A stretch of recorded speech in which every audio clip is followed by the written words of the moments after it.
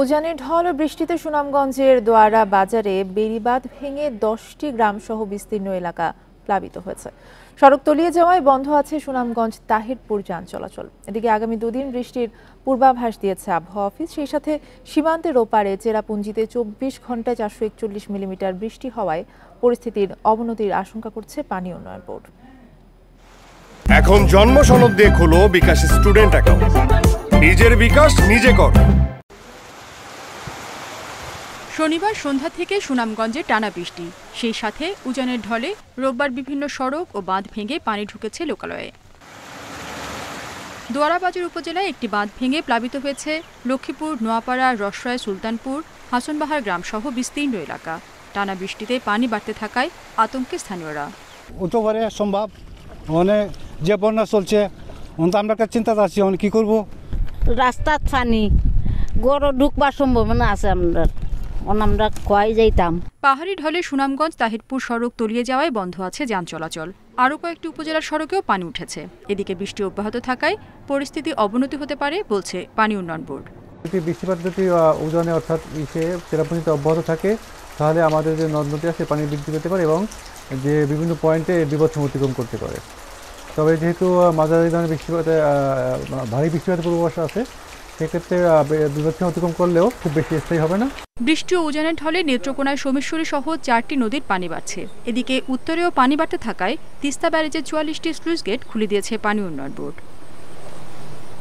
রেশমি Nandi, independent news. উজানের ঢল ও ভারী বৃষ্টিতে সুনামগঞ্জের বিভিন্ন নদ নদীর পানি বেড়েছে। এই বিষয়ে আরও জানাতে সুনামগঞ্জ থেকে আমাদের সাথে যোগ দিচ্ছেন সহকর্মী জাকির হোসেন। জাকির, বর্তমান অবস্থা জানাবেন এবং 10টিরও বেশি গ্রাম প্লাবিত হয়েছে, সেখানকার মানুষের ভোগান্তির চিত্র জানাবেন। আগামীকালকে ঈদ যেহেতু, আবার আগামী দুদিনও কিন্তু বৃষ্টির পূর্বাভাস দেওয়া হয়েছে, সব মিলিয়ে সেখানকার বর্তমান অবস্থা কি? দেখুন, বর্তমান অবস্থা যদি বলি, বর্তমান এখনও কিন্তু পানি বৃদ্ধি অব্যাহত আছে। আপনাকে যদি একটু দেখাই, সুরমা নদীর পানি গত 2 ঘন্টায় প্রায় 6 সেন্টিমিটার পানি বৃদ্ধি পেয়েছে। তো পানি কিন্তু ক্রমাগত বৃদ্ধি পাচ্ছে, যদিও এখন বৃষ্টিপাত নেই। গত 1 ঘন্টা যাবৎ কিন্তু এই সুনামগঞ্জে বৃষ্টিপাত নেই, কিন্তু ভারতের চেরাপুঞ্জিতে বৃষ্টিপাত অব্যাহত আছে। আমরা কথা বলেছিলাম পানি উন্নয়ন বোর্ডের নির্বাহী প্রকৌশলী মামুন হালদারের সাথে। তিনি জানিয়েছেন আগামী 72 ঘন্টা সুনামগঞ্জ তথা চেরাপুঞ্জিতে কিন্তু বৃষ্টিপাত অব্যাহত থাকতে পারে। সেই সাথে নদ নদীর পানিও বৃদ্ধি পাবে। নদ নদীর সকল সুরমা নদী সহ জেলার সবকটি নদীর পানি বিপদসীমা অতিক্রম করে নিম্নাঞ্চল প্লাবিত হওয়ার শঙ্কার কথা জানিয়েছেন। আমরা ইতিমধ্যে দেখেছি নিম্নাঞ্চল অর্থাৎ ছাতক, দোয়ারাবাজার, তাহিরপুর, সুনামগঞ্জ সদর এইসব এলাকার প্রায় অন্তত 20টি গ্রামের মানুষ কিন্তু পানিবন্দী অবস্থায় আছে। যেহেতু আগামীকাল পবিত্র ঈদুল আজহা, এ নিয়ে একটা বড় দুর্ভোগে কিন্তু মানুষ পড়েছে। বিশেষ করে সুনামগঞ্জ থেকে তাহিরপুর সড়ক, এই সড়কটি কিন্তু 1.5 কিলোমিটার অংশ পানির নিচে নিমজ্জিত হয়ে গেছে। যারা সকালে এসেছিল সুনামগঞ্জ জেলা সদরে বিভিন্ন কাজে বা ঈদের বাজার করতে বা বিভিন্ন কাজে যারা এসেছিল, তারা কিন্তু আজকে দুপুরের পর যারা যাচ্ছে তারা কিন্তু যেতে পারছে না।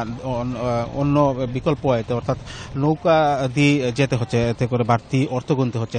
আপনি নিশ্চিত দেখতে পাচ্ছেন ছবিতে, নদীর ওই পারে বেশ কয়েকটি গ্রাম রয়েছে। এইসব গ্রাম কিন্তু ইতিমধ্যে পানিতে প্লাবিত হয়েছে, আমরা এমনটাই খবর পেয়েছি। তো আগামীকাল যেহেতু ঈদুল আজহা, এই আজকে পানি বৃদ্ধি পাচ্ছে আর সারা রাত্রি পানি বৃদ্ধি পাওয়ার একটা আশঙ্কা রয়েছে। তো ঈদুল আজহার দিনে মানুষ গরু কুরবানি দেবে বা ঈদের আনন্দ, সেটা অনেকটাই কিন্তু মলিন হয়ে যাবে। তো এই ছিল আমার কাছে সুনামগঞ্জের বন্যা পরিস্থিতির সর্বশেষ খবর। জি, জাকির হোসেন জানাচ্ছিলেন সুনামগঞ্জ থেকে।